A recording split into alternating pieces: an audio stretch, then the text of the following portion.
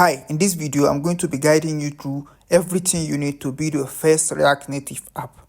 In this video, we are going to be learning the Expo, which is a framework, or let me say a library of React Native that make building React Native application easier.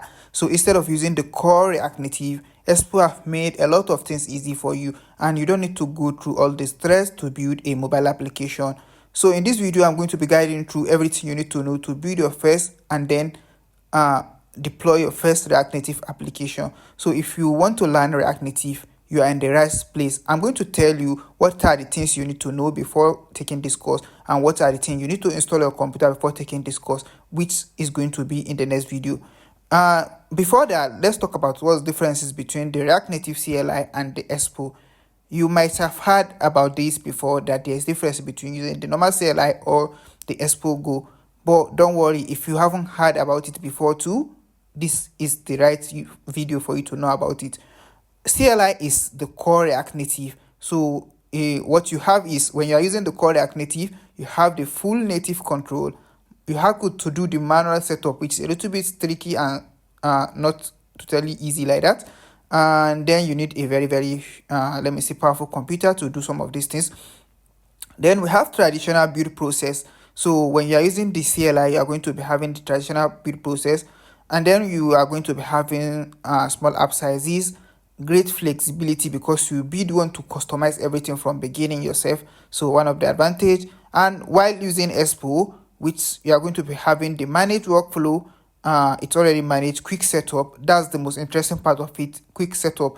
We have the EAS and then the Expo Go to run our application, built-in APIs. We have built-in APIs in this, and then we have limited native control, over the air updates, accessibility. Trust me, these are one of the things you just want to know, especially over the air updates. Don't worry if you do not understand about it now.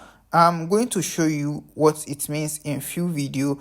Okay, these are just the differences between the Expo Go and then using the normal CLI. But don't really worry, you don't need to worry about that for now. It's all about building mobile application, and Expo Go is going to teach you how to do that just normally.